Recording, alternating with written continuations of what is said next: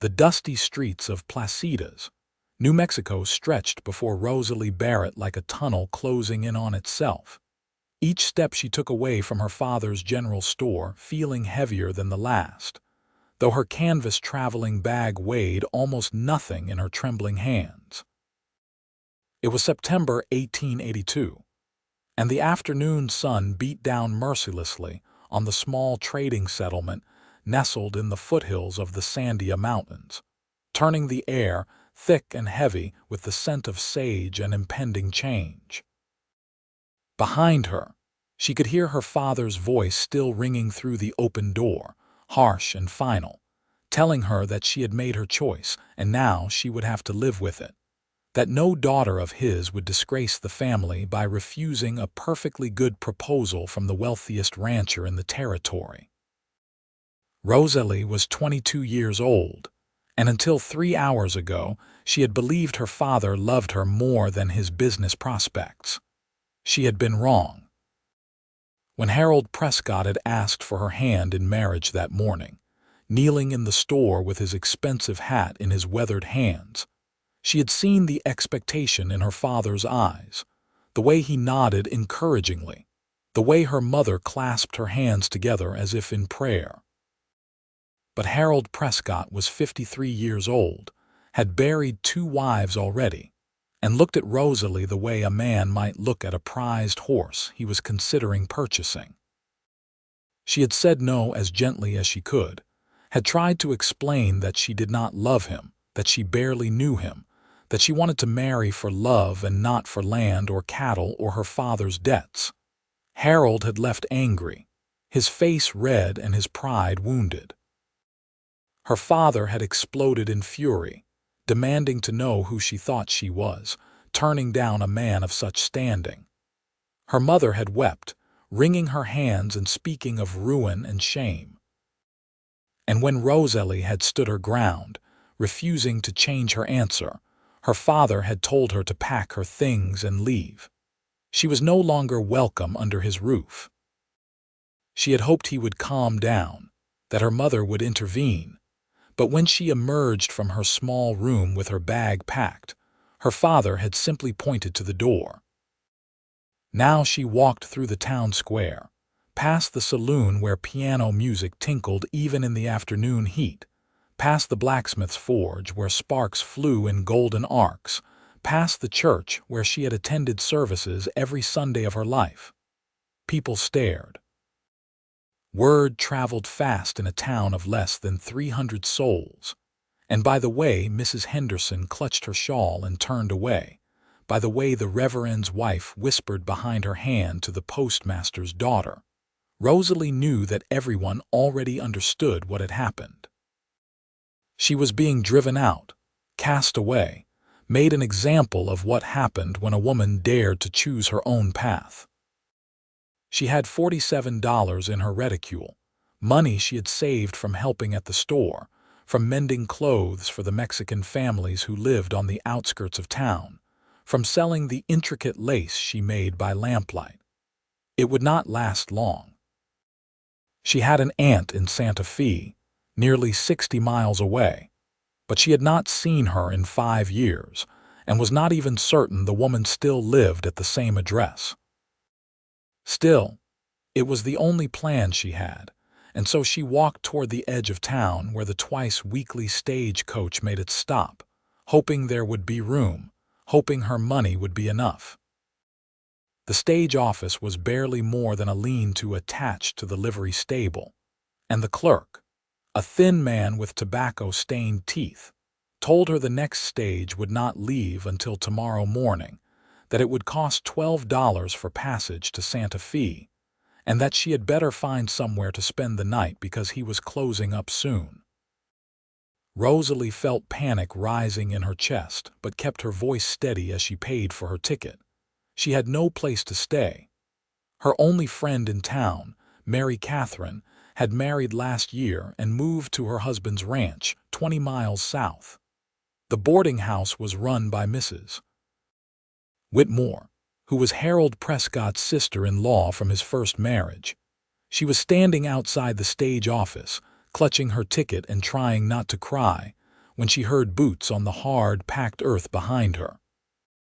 She turned to find Isaac Callahan watching her with those dark eyes that had always seemed to see more than they should. Isaac was a cowhand on the Double R Ranch, one of the smaller outfits in the area, and at 25 years old, he had a reputation for being good with horses and keeping to himself. He was tall and lean, with dark hair that needed cutting and a face that was more interesting than handsome, all sharp angles and serious expressions. Rosalie had spoken to him perhaps a dozen times in her life, brief exchanges when he came into the store for supplies, though she had caught him looking at her more often than that. "Miss Barrett," he said, touching the brim of his hat. His voice was quiet, with a slight Texas drawl that spoke of places far from New Mexico. "I heard what happened. I am sorry." Rosalie lifted her chin, determined not to break down in front of him. News travels fast. It does in a small town. He shifted his weight, and she noticed he was holding his hat now, turning it in his hands. "If you are looking for a place to stay tonight, my boss and his wife might be able to help. Mrs. Riley runs a decent household, and she is not one to turn away someone in need." The offer was so unexpected, so kind, that Rosalie felt her carefully constructed composure crack. A tear slipped down her cheek before she could stop it, and she brushed it away quickly. "I could not impose. It would not be an imposition. The ranch is only 3 miles out. I am heading back there now, and I have my horse.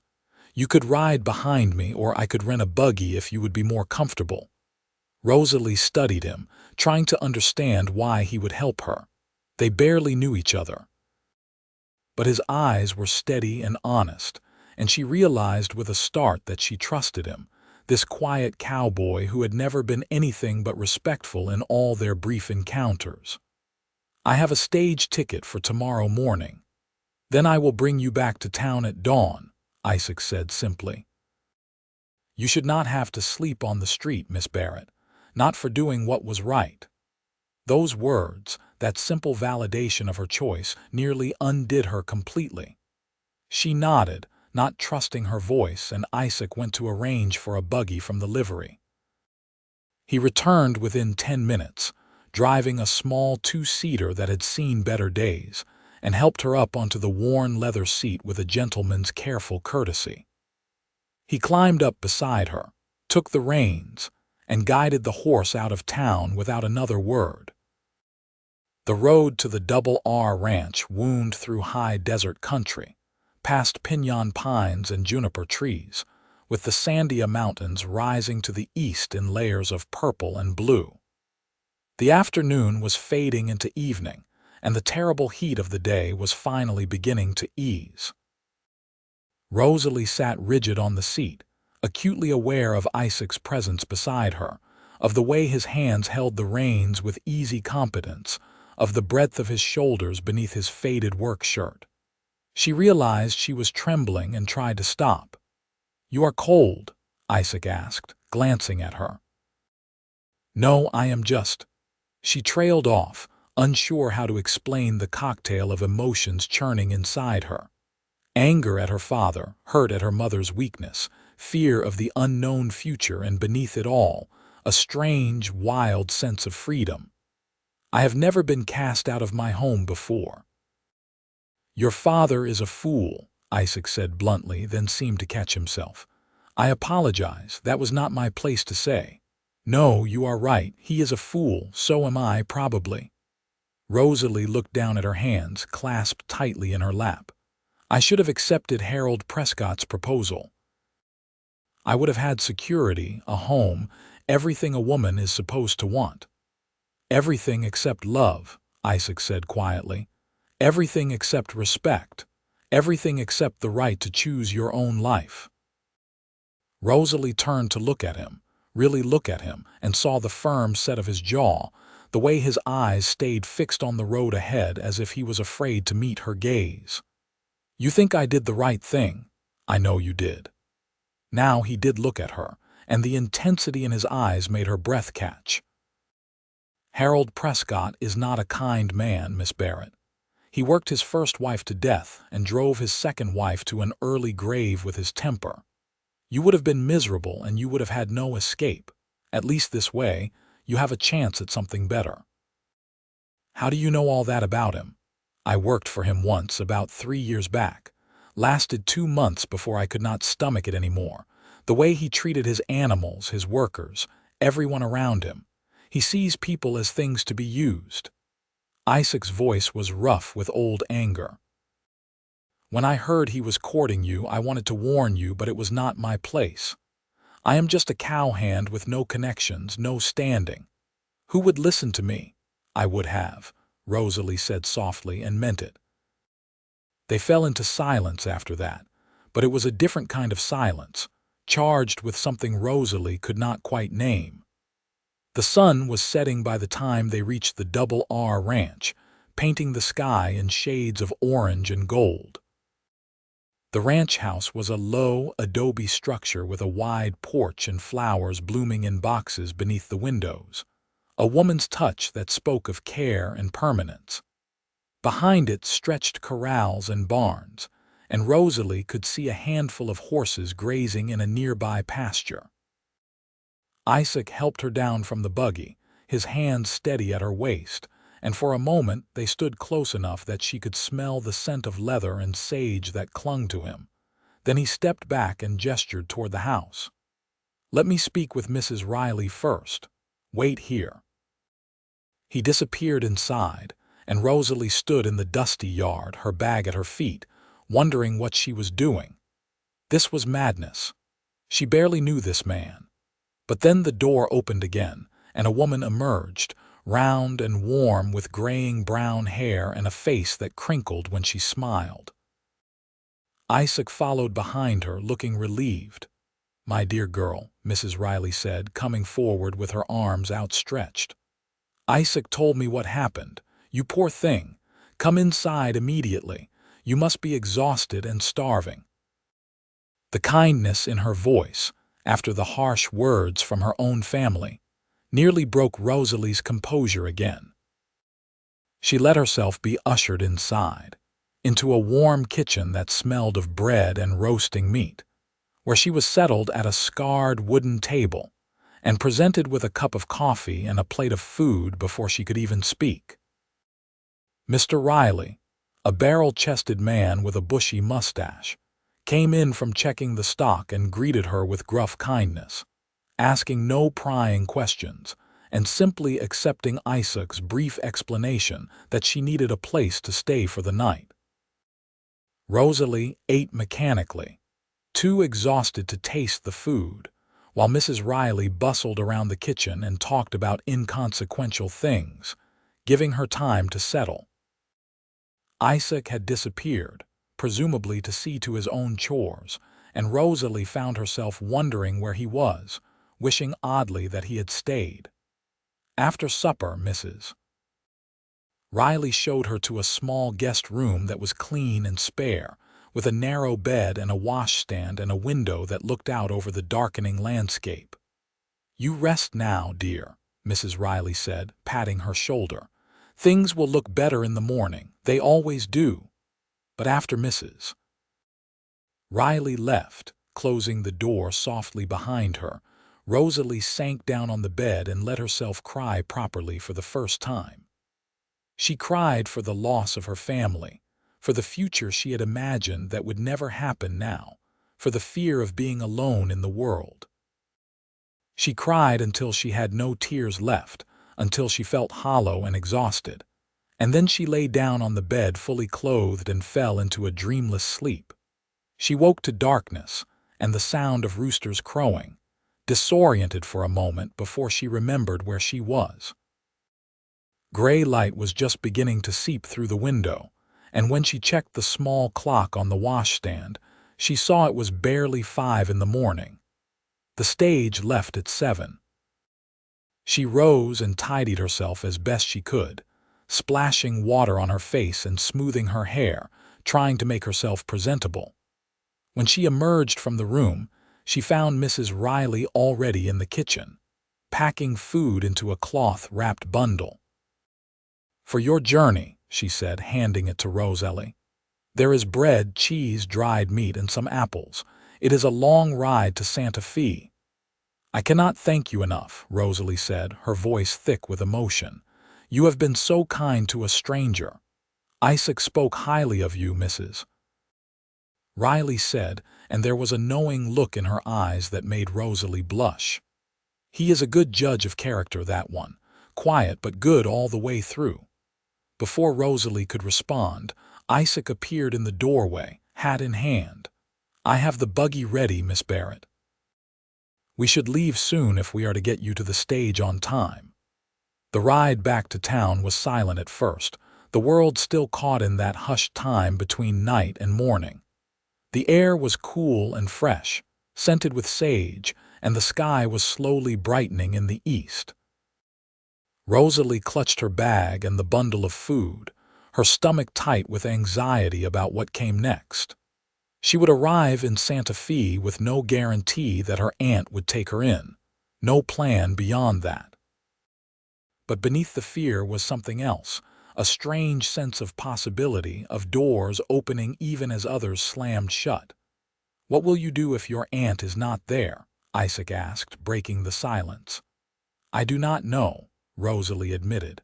"Fine work, I suppose. I can sew, and I can read and write and do figures. Surely someone in Santa Fe needs those skills." "Santa Fe is a long way from Placitas," Isaac said, and there was something careful in his voice, as if he was choosing his words with great precision. "Once you get on that stage, it will be hard to come back." "I have nothing to come back to," Rosalie said, trying to keep the bitterness from her voice. "My father made that clear." "Your father might change his mind. People do when they have time to think. And even if he does, I will not change mine. I will not marry Harold Prescott, no matter what." Rosalie looked at Isaac, at his profile in the growing light. "Why does this matter to you? Why did you help me?" Isaac was quiet for a long moment, and Rosalie thought he might not answer. Then he said, "Because I know what it is like to make a choice that costs you everything. I left home when I was 17, walked away from my family's farm in Texas because my father wanted me to marry a girl from the neighboring property, combine the two farms, make it into something bigger. She was a nice enough girl, but I did not love her, and I could not spend my whole life pretending I did. My father told me I was a fool, that I would amount to nothing, that I would come crawling back. It has been 8 years, and I have not gone back once. Do you regret it?" Rosalie asked softly. "Not for a single day. I would rather be a cowhand with my freedom than a wealthy man in a cage." He glanced at her, and in the growing light she could see the earnestness in his face. "I saw that same look in your eyes yesterday, Miss Barrett. The look of someone who knows what they want, even if it scares them. I could not let you face that alone." Something shifted in Rosalie's chest, a warmth spreading through her that had nothing to do with the rising sun. She realized that in all the years of living in Placitas, of being courted by various men, of listening to her father's plans for her future, no one had ever spoken to her the way Isaac did. No one had ever seen her as a person with her own wants and needs and right to choose. She opened her mouth to tell him this, to say something that might convey what his kindness meant to her, but they were already entering the outskirts of town, and the moment slipped away. The stage office was open when they arrived, and there were already 3 other passengers waiting, a stern-looking businessman and an older couple who spoke to each other in Spanish. Isaac helped Rosalie down from the buggy and carried her bag to where the stage driver was loading luggage. She stood awkwardly, unsure how to say goodbye, unsure what she even wanted to say. "I hope you find your aunt," Isaac said, standing before her with his hat in his hands again, that gesture that seemed to be his habit when he was uncertain. "I hope Santa Fe is everything you want it to be." "Thank you," Rosalie said, and the words felt desperately inadequate. "For everything. For believing me when no one else did. For giving me a place to stay. For just being kind." "It was not charity, Miss Barrett," Isaac said quietly, and there was something in his eyes that made her pulse quicken. "It was an honor." The stage driver called for passengers to board, and Rosalie knew she had to go. She started to turn away, then on impulse turned back and placed her hand on Isaac's arm. "Will you write to me? If I send you my address in Santa Fe, will you write?" His eyes widened slightly, and then a slow smile transformed his serious face. "I would like that very much." "So would I," Rosalie said, and meant it with every fiber of her being. She climbed into the stage, settling onto the hard seat beside the window, and watched as Isaac stepped back into the street. The driver cracked his whip, the horses lurched forward, and the stage began to roll away from Placida's. Rosalie pressed her hand against the window glass, and Isaac raised his hand in farewell, standing there in the dusty street until the stage rounded a bend, and he disappeared from view. The journey to Santa Fe took 2 days, with an overnight stop at a way station where Rosalie shared a room with 4 other women, and barely slept on a straw mattress that smelled of mildew.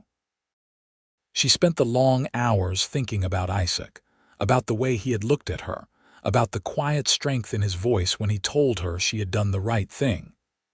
She thought about her father and mother, wondered if they were worried about her, or if they were simply relieved she was gone.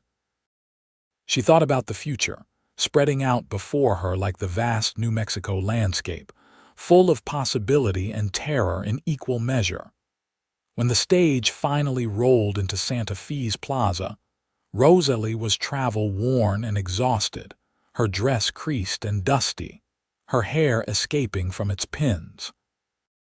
The city was larger than Placida's by far, a bustling place of adobe buildings and narrow streets, where Spanish mixed with English, and the air smelled of piñon smoke and chili peppers.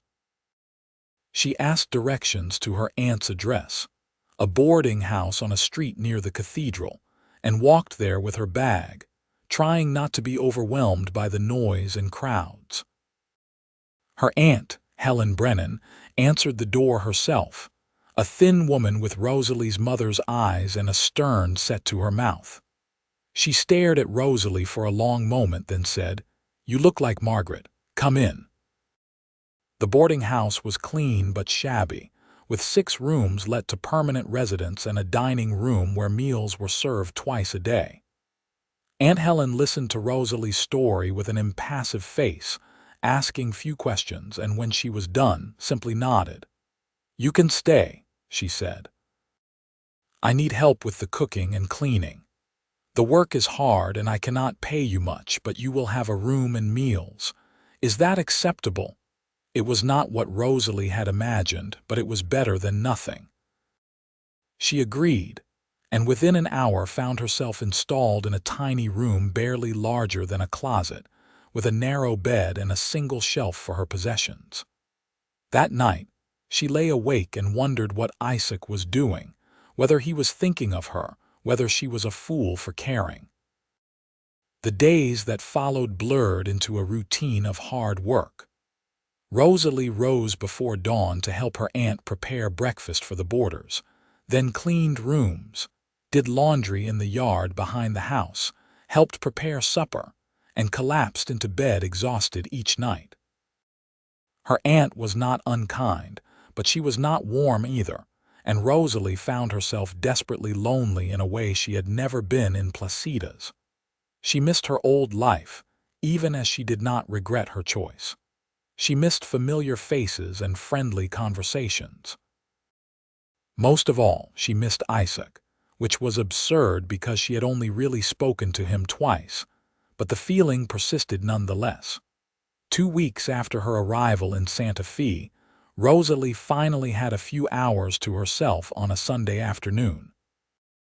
She wrote a careful letter to Isaac, addressing it care of the Double R Ranch, telling him about Santa Fe and her aunt's boarding house, about the work she was doing and the life she was building.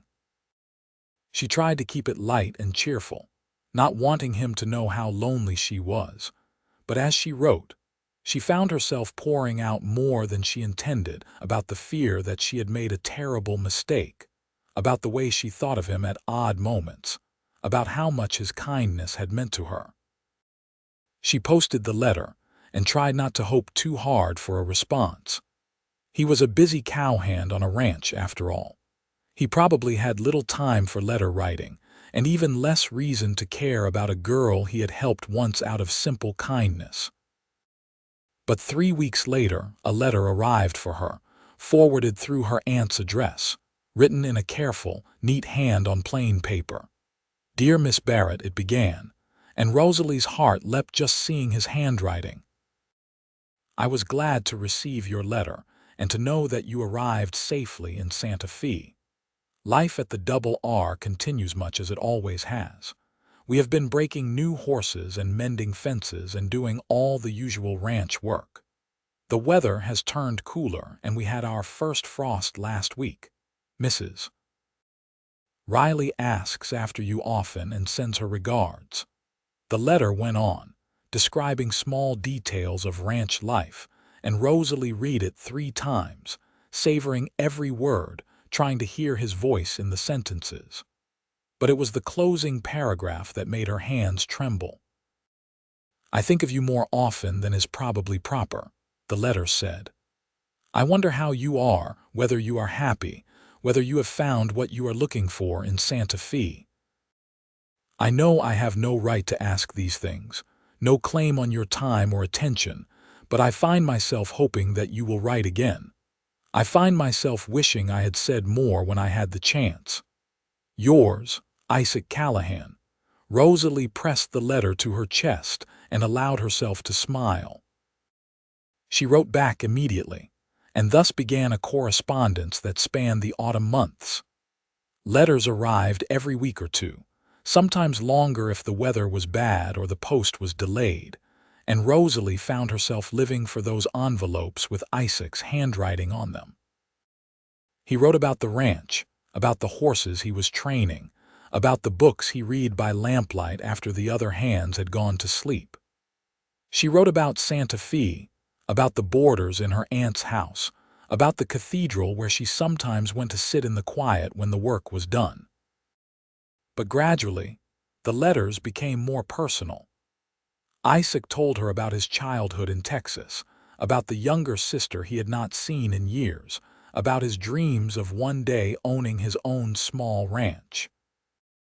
Rosalie told him about her mother, who had sent one brief letter saying that her father refused to speak Rosalie's name, about her fear that she would never be more than a maid in her aunt's boarding house, about the way she sometimes woke in the night feeling lost and alone.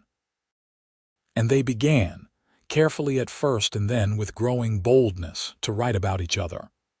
"I wish you could see the sunset tonight," Isaac wrote. "The sky is the color of your hair in the lamplight." Rosalie responded, "I saw a man training a horse in the plaza today and thought of you, of the way you sat in the buggy with such quiet confidence, as if you and the horse were speaking a language I could not hear." By December, Rosalie could no longer deny to herself what was happening. She was falling in love with a man she barely knew, through words on paper and memories of 2 brief encounters. It was foolish and impractical and completely wonderful. She did not know if Isaac felt the same way, though his letters suggested he might, and she was afraid to ask directly, afraid of shattering the fragile connection they had built. Then, 3 days before Christmas, a letter arrived that was different from all the others. "Rosalie," Isaac wrote, dropping the formal Miss Barrett for the first time, "I can no longer pretend that these letters are simply the correspondence of friends. I think of you constantly. I dream of your voice, your smile, the way you looked at me that morning when I took you to the stage. I have no right to say these things, I know. You are building a new life in Santa Fe, and I am just a cowhand with nothing to offer you but a horse, and a few dollars saved, and a heart that has been yours since the moment I saw you refuse to compromise your principles for convenience. But I must be honest with you. I am in love with you, Rosalie Barrett, and if you will have me, I am coming to Santa Fe to make my own proposal. Not one born of land or money or family obligation, but one born of simple, honest love. Tell me if I am a fool for hoping you might feel the same way. Rosalie read the letter 4 times, her heart pounding so hard she thought it might burst from her chest. Then she sat down and wrote a response that was 3 words long. Come to me. She posted it immediately, and then spent the next week in a state of nervous anticipation, snapping at the boarders and burning the supper and driving her aunt to distraction. Helen finally pulled her aside and asked what was wrong, and Rosalie, unable to contain it any longer, told her everything. She expected disapproval or warnings about the foolishness of trusting a man she barely knew, but instead, her aunt smiled, the first real smile Rosalie had seen from her. Your mother wrote me about you refusing Harold Prescott, Helen said. She thought I would be scandalized, but I was proud. I refused a man once myself, many years ago.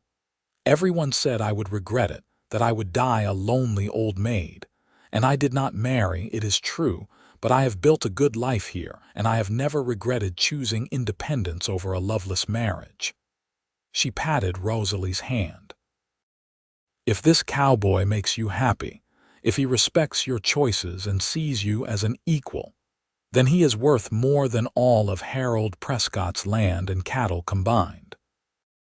Isaac arrived 3 days after Christmas, riding into Santa Fe on a cold, bright morning when the sun glinted off the snow on the mountains. Rosalie was carrying water from the well in the yard when she heard a horse on the street, and something made her look up. He was there, dismounting from a chestnut gelding, wearing his work clothes and a heavy coat against the cold, and when he saw her, his serious face broke into a smile that transformed it entirely.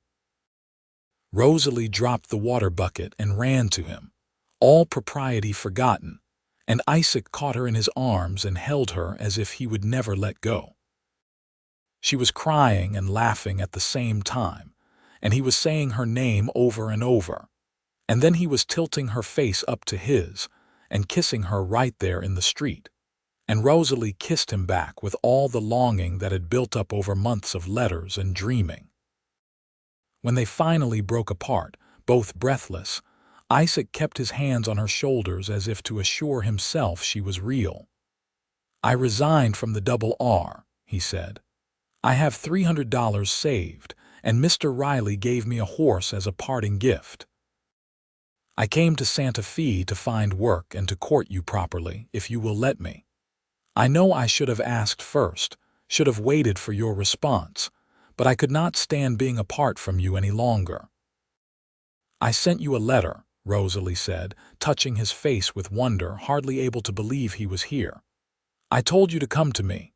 It must have crossed mine in the mail, Isaac said and laughed, a sound of pure joy. We were both thinking the same thing. Aunt Helen appeared in the doorway of the boarding house, her arms crossed, but she was smiling. You must be the cowboy, she called. You might as well come inside. It is too cold to stand around in the street making a spectacle. Over coffee at the kitchen table, Isaac explained his plan. He had some contacts in Santa Fe, men he had met over his years of ranch work, and one had promised him a job at a livery stable that bred and sold horses. The pay was decent, and there was a small room above the stable where he could live. It is not much, he admitted, looking at Rosalie with earnest eyes, but it is a start.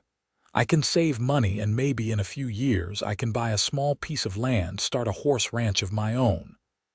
I have a proposal of my own, Aunt Helen said, surprising them both. I am not getting any younger, and this boarding house is getting to be too much for me to manage alone. Rosalie has been a help, But what I really need is a business partner, someone who could eventually take over when I am ready to rest. If you two were to marry, you could live here, help me run the place. It would be hard work, but you would have a home and an income and a future." Rosalie and Isaac looked at each other, and she saw her own surprise and hope reflected in his eyes. "That is incredibly generous," Isaac said carefully, "but I would not want to take charity." "It is not charity, it is good business sense," Helen said briskly. "I need the help and you two need a start in life. We would draw up a proper contract, make it all legal. You would work for your share. But you would be building something together, something that could be yours one day. What do you think?" Isaac asked Rosalie softly, taking her hand across the table. Rosalie thought about the months she had spent feeling lost and alone, about the letters that had sustained her, about the way her heart had soared when she saw Isaac riding down the street. She thought about her father's attempt to control her future and her own determination to choose her own path. And she realized that this, right here, was everything she wanted. Not a grand ranch or wealth or status, but a partner who respected her, work that mattered, and a life built on love and mutual support. "I think," she said, squeezing Isaac's hand, "that it sounds perfect, but only if you want it to. I do not want you to give up your dream of a horse ranch for me." "My dream was never about the ranch," Isaac said, his voice rough with emotion. "It was about having something of my own, something I built with my own hands, with someone I loved at my side." "If that someone is you, Rosalie, then I do not care if it is a boarding house or a ranch or a shack in the desert. As long as we are together, it is everything I want." They were married 3 weeks later, on a cold January morning in the cathedral, with Aunt Helen and the boarders as witnesses and a priest who spoke the service in both English and Spanish. Rosalie wore a simple blue dress that she had made herself, and Isaac wore his one good suit, and when he slipped a plain gold band on her finger, she felt as if her heart might burst with happiness. After the ceremony, Helen hosted a small celebration at the boarding house, and Rosalie stood beside her husband, and marveled at how much her life had changed in just 4 months. That night, in the small room that was now theirs, Isaac held Rosalie gently, reverently, as if she were something precious and fragile. "I know we did things backward," he said, brushing her hair back from her face. "Most people court for years before they marry. We barely know each other." "I feel like I have known you forever," Rosalie said, and it was true. The letters had given her a window into his soul, and what she had seen there was worth more than years of superficial courtship. "I love you, Isaac Callahan. I loved you from the moment you offered to help me when everyone else turned away." "I love you too," Isaac said and kissed her, and Rosalie felt the last piece of her life click into place, as if she had been searching for something she had not even known was missing and had finally, against all odds, found it. The months that followed were hard work, but filled with satisfaction. Isaac proved to be a natural at managing the boarding house, fixing broken shutters and leaking pipes, negotiating with suppliers, and dealing with difficult tenants. Rosalie continued to do the cooking and cleaning, but now she had Isaac working beside her and everything felt lighter, easier, more joyful. They fell into a rhythm, learning each other's habits and preferences, discovering the small intimacies of married life. Isaac liked his coffee black and strong in the morning. Rosalie hummed while she worked, melodies she did not even realize she knew. Isaac was neat and methodical, while Rosalie was more spontaneous and creative. They balanced each other, and slowly, the boarding house began to feel like home.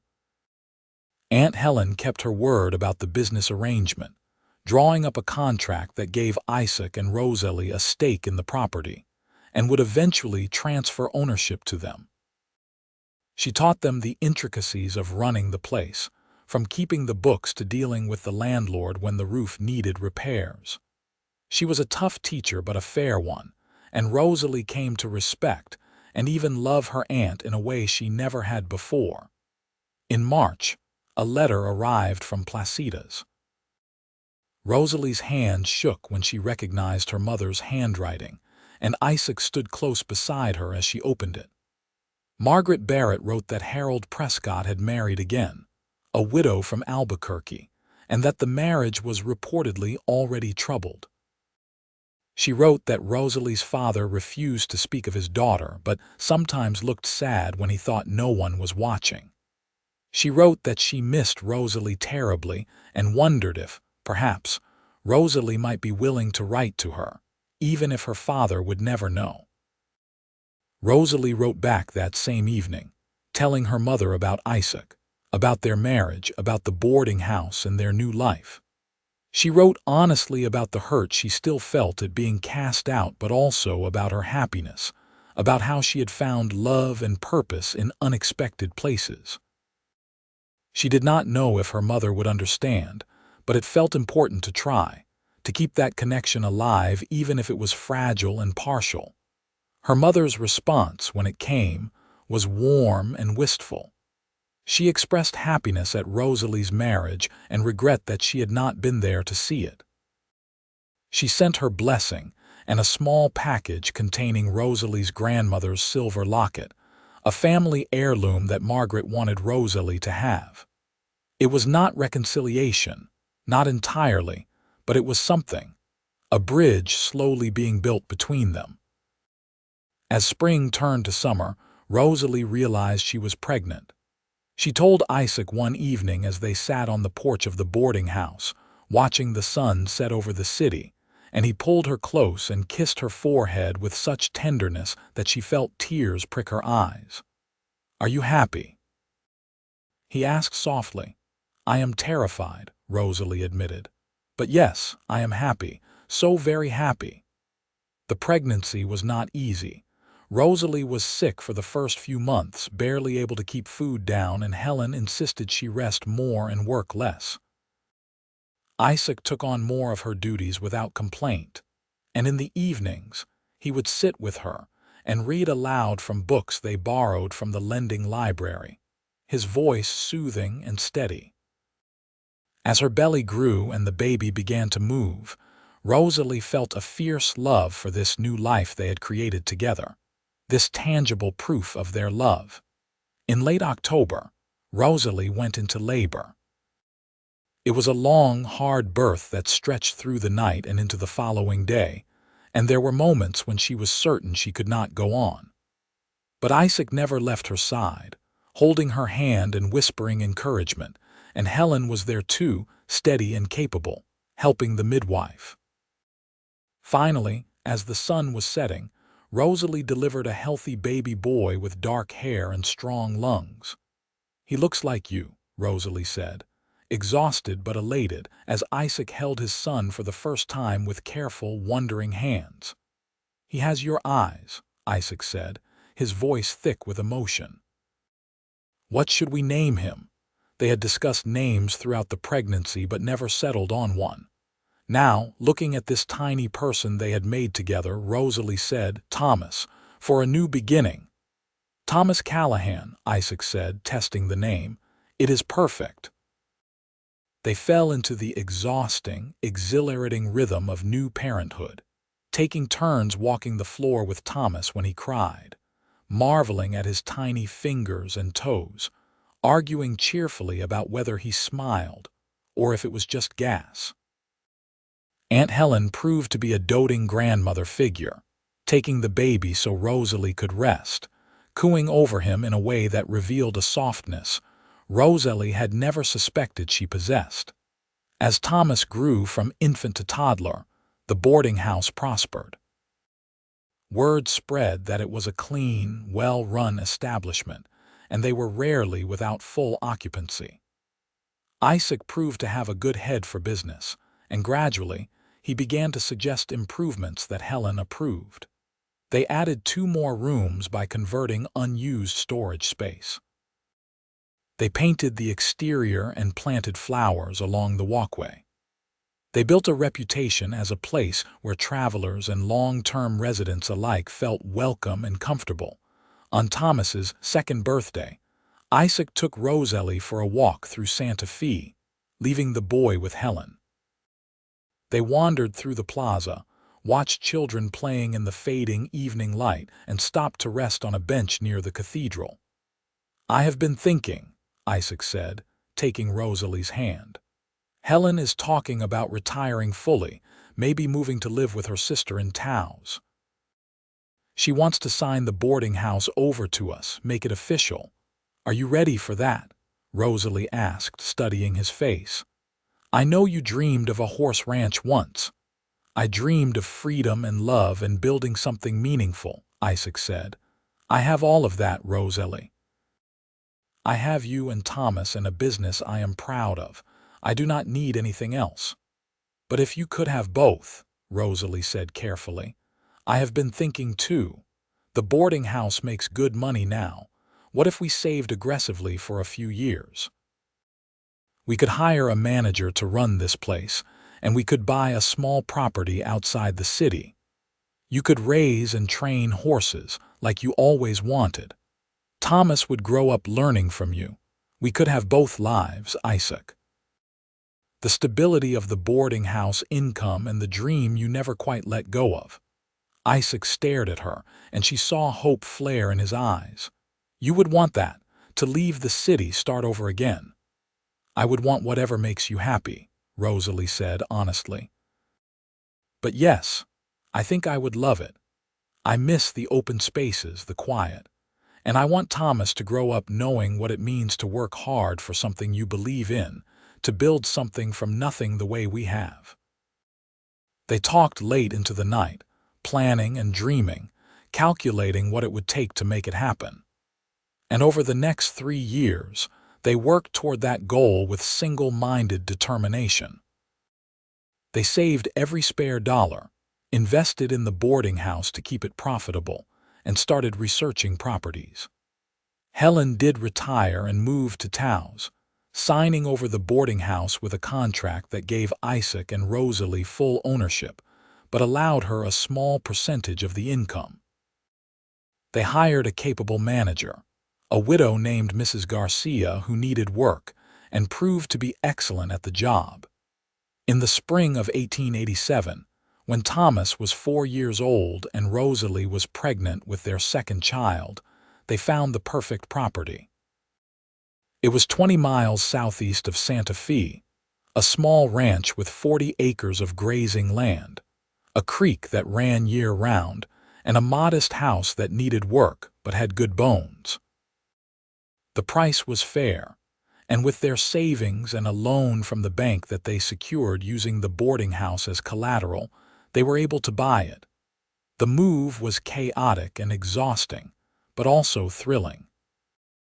They brought only their personal possessions, leaving the boarding house fully furnished for Mrs. Garcia to run. Isaac bought 4 horses to start his breeding stock, and they acquired chickens, a milk cow, and a pair of goats. The house needed extensive repairs, and they spent the first months working from dawn to dusk, fixing the roof, replacing windows, patching walls. Thomas helped in his way, carrying small tools and fetching water, chattering constantly about the horses and chickens. Rosalie gave birth to their second child, a daughter they named Emma, in July. The birth was easier this time, attended by a midwife from the nearest settlement, and Isaac held Rosalie afterward and told her she was the strongest person he had ever known. Emma was a calm, easy baby, and Rosalie often worked with her strapped to her back in the traditional way she had learned from watching the Mexican and Indian women in the area. Life on the ranch was hard but satisfying in a way that the boarding house had never quite been. Isaac threw himself into training horses, and word of his skills spread. Ranchers from across the territory began bringing him animals to break and train, and the income was good. Rosalie kept a large garden, raised chickens, and made cheese and butter to sell in the nearby settlement. Thomas grew brown and strong, learning to ride almost before he could properly walk, following his father everywhere with worshipful eyes. In the evenings, after the children were in bed, Isaac and Rosalie would sit on their porch and watch the sun set over the mountains, and Rosalie would think about the girl she had been 5 years ago, walking away from Placida's with nothing but a bag and $47. She had been so frightened then, so uncertain of her future. And now look at her. She had a husband she loved more with each passing year, 2 healthy children, a ranch they had built with their own hands, and a sense of purpose and accomplishment that filled her with pride. "You ever regret it?" Isaac asked one evening as if reading her thoughts. "Refusing Harold Prescott, leaving your family, all the hardship that followed, not once," Rosalie said firmly. "Not for a single moment. Every hardship led me here to you, to this life. How could I regret that?" "Your father never wrote," Isaac said quietly. "It was a sadness that lingered, despite everything." "No, he did not," Rosalie acknowledged. Her mother wrote occasionally brief letters that spoke of daily life in Placida's but never mentioned her father. Margaret had visited once, traveling to Santa Fe and then out to the ranch, and had wept when she saw Rosalie's happiness, her grandchildren. But she had not been able to convince her husband to relent. "But I cannot live my life waiting for his approval. I made my choice and I stand by it." "I am glad you did," Isaac said, pulling her close. "I am glad you were brave enough to choose your own path, even when it cost you everything, because that path led you to me." Over the years that followed, the ranch grew and prospered. Isaac's reputation as a horse trainer spread throughout the territory, and they were able to expand their herd, hire occasional help during busy seasons, and build a larger barn. They had 2 more children, another boy named Daniel, and then, 5 years later, a daughter they named Sarah. The boarding house in Santa Fe continued to provide steady income under Mrs. Garcia's management, giving them financial security even in lean years. Thomas grew into a capable young man who shared his father's gift with horses. Emma was quiet and bookish, always with her nose in a book they ordered from catalogs. Daniel was the adventurer, always climbing trees and exploring the creek. Sarah was the youngest, the baby of the family, and everyone doted on her. In 1895, when Rosalie was 35 years old, a letter arrived from Placida's that changed everything. It was from the town doctor, informing her that her father had suffered a stroke and was not expected to live long. Her mother begged her to come, to make peace before it was too late. Rosalie read the letter twice, her emotions churning. 13 years had passed since she had been driven from her home, 13 years of silence from the man who had raised her. "You should go," Isaac said gently. "I will come with you if you want, or you can go alone. But you should say goodbye, Rosalie, for your own sake, if not for his." Rosalie went alone, taking the stage back to Placida's through landscape that was achingly familiar. The town had grown some but was still recognizably the place she had left. She walked through streets where people stared and whispered, remembering the scandal of the Barrett girl who had refused Harold Prescott and been cast out. But Rosalie held her head high. She was not that frightened girl anymore. She was a wife, a mother, a successful ranch woman who had built a good life through her own determination and courage. Her father's house looked smaller than she remembered. Her mother answered the door, older and grayer but still recognizably herself, and burst into tears at the sight of her daughter. They embraced, and Rosalie let herself be led inside, into the dim bedroom where her father lay. Charles Barrett was a shadow of the robust man she remembered, thin and pale, his face slack on one side from the stroke. But his eyes were clear when they focused on her, and she saw recognition there and something else. Regret, perhaps. Sorrow. "Papa," Rosalie said, sitting beside his bed and taking his hand. It felt fragile, the skin paper thin. "I am here." He tried to speak, but the words came out garbled and unclear. Tears leaked from the corners of his eyes, and Rosalie felt her own throat tighten. "I forgive you," she said, surprising herself because she had not known until that moment that it was true. "I forgive you for sending me away. I forgive you for all of it, and I want you to know that I am happy, Papa. I have a good husband who loves and respects me, 4 beautiful children, and a ranch we built together. I have everything I ever wanted. You were wrong about me, and you were wrong about what would make me happy, but I forgive you." Her father squeezed her hand weakly, and she saw in his eyes that he understood, that perhaps in these final days he had come to realize the magnitude of what he had done. She sat with him for hours, talking quietly about her life, about Isaac and the children, about the ranch. Her mother came and went, bringing tea and weeping quietly.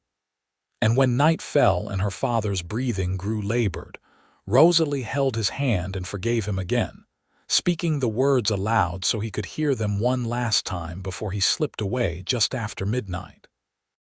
She stayed in Placida's for 3 days, helping her mother make arrangements for the funeral, sorting through years of accumulated belongings. At the service, people came up to her and offered condolences, and some of them, the braver or kinder ones, also offered apologies for the way she had been treated. Harold Prescott did not attend, which was a mercy. Rosalie learned from town gossip that he was on his 4th wife, that his reputation for cruelty had only grown worse, and she felt a fierce gratitude for her younger self who had been brave enough to refuse him. Before she left, her mother gave her a letter that her father had written in the days before his stroke, when he must have sensed the end was near. His handwriting was shaky but legible. "Rosalie," it read, "I wronged you. I put my pride and my plans above your happiness, and I have regretted it every day since. Your mother tells me you are thriving, that you have built a good life with a good man. I am glad. I am sorry I was not there to see it, that my stubbornness cost me the chance to know my grandchildren. I hope you can forgive me, though I have no right to ask. You were always the bravest of us. Your father." Rosalie folded the letter carefully and put it in her reticule. Then she embraced her mother and promised to write, to visit, to not let another 13 years pass before they saw each other again. And she climbed onto the stage, heading back to Santa Fe, back to her real life, feeling lighter than she had in years. The past had been laid to rest, forgiven if not forgotten, and the future stretched before her bright and clear. Isaac was waiting when the stage pulled into Santa Fe, and Rosalie ran to him as she had that day years ago when he first arrived. He held her tightly and she breathed in the familiar scent of him, leather and sage and home. "How was it?" he asked softly. "It was sad and it was necessary, and now it is done," Rosalie said. "I want to go home, Isaac. I want to see our children and our ranch and our life." They rode back together, and as the ranch came into view with the mountains rising behind it, with smoke curling from the chimney and the children running out to greet them, Rosalie felt a profound sense of contentment. This was what she had chosen that day in Placida's, when she refused Harold Prescott's proposal. Not the specific details, perhaps, but the right to choose. The right to build a life based on love and mutual respect rather than obligation and property. The years continued to pass, bringing the usual mixture of joy and sorrow, triumph and challenge. Thomas married a girl from a neighboring ranch and brought her home to help with the horse training. Emma went to a teaching college in Santa Fe and returned to open a small school on the property, teaching not just her younger siblings but children from nearby homesteads. Daniel apprenticed with a blacksmith, and proved to have a gift for metalwork. Sarah was still young but showed signs of inheriting her father's way with horses. Margaret Barrett came to visit regularly, becoming a beloved grandmother to the children, and eventually she sold the store in Placitas and moved permanently to a small house in the nearest settlement to the ranch. She told Rosalie that she should have been braver years ago, should have stood up to Charles and supported her daughter. Rosalie told her that she understood, that it took time to find your courage, but that it was never too late to start. Isaac and Rosalie grew older together, their hair graying, their faces weathering, their bodies marked by years of hard work. But their love only deepened, seasoned by shared experience and mutual respect. They still sat on their porch in the evenings, watching the sunset, but now they were often surrounded by grandchildren, and the ranch that had started with just 2 people and a dream had become a thriving family enterprise. On their 20th wedding anniversary, Isaac gave Rosalie a locket similar to the one her grandmother had left her, but this one contained tiny photographs of all 4 of their children. "So you can always keep them close," he said, fastening it around her neck. "I cannot believe it has been 20 years, Rosalie said, touching the locket with wonder. "It feels like yesterday that you rode into Santa Fe and changed my life." "You changed my life first," Isaac said, taking her hands.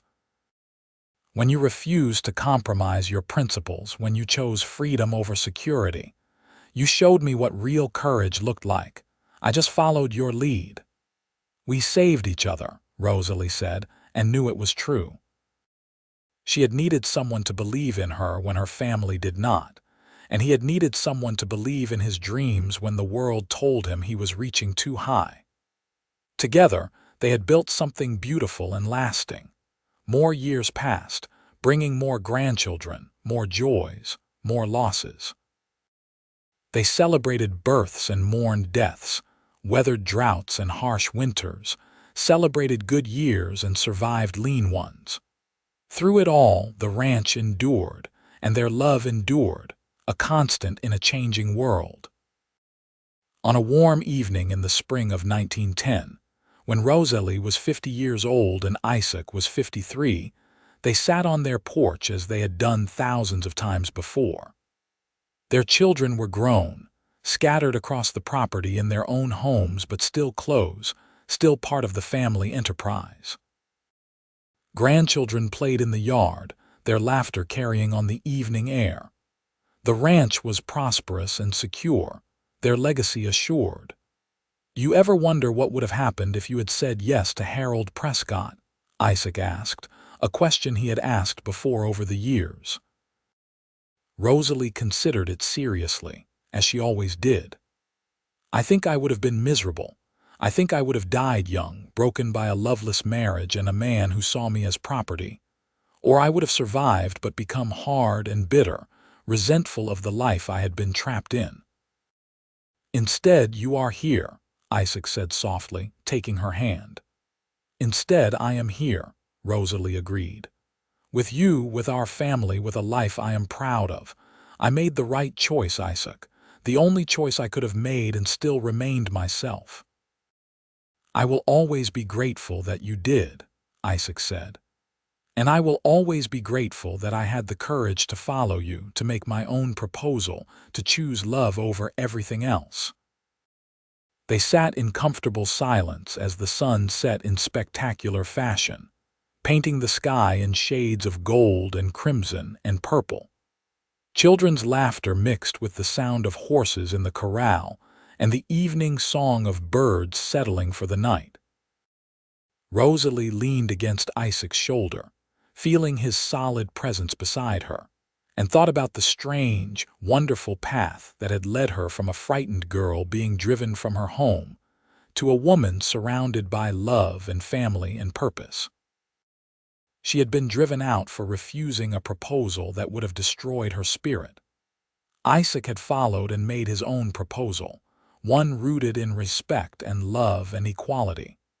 And from those 2 choices, made in courage and faith, an entire life had been built. A good life, a happy life, a life worth living. As darkness fell and the stars began to emerge in the vast New Mexico sky, Isaac helped Rosalie to her feet, and they walked inside together, hand in hand, to the home they had built, to the family they had raised, to the life they had chosen. And Rosalie knew with absolute certainty that she would make the same choice again, every single time. Because love freely chosen, love built on respect and equality, was worth more than all the security and comfort in the world. It was worth everything. And they had found it, against all odds, in the wilds of New Mexico territory. Two people who had been brave enough to refuse what the world expected of them and build something better instead. The ranch continued to thrive for decades after, passing through generations, but it all began with a young woman's courage to say no and a young man's courage to follow his heart. Their story became family legend, told to children and grandchildren as an example of what it meant to choose your own path, to refuse to compromise your principles, and to believe that love freely given was the greatest gift of all.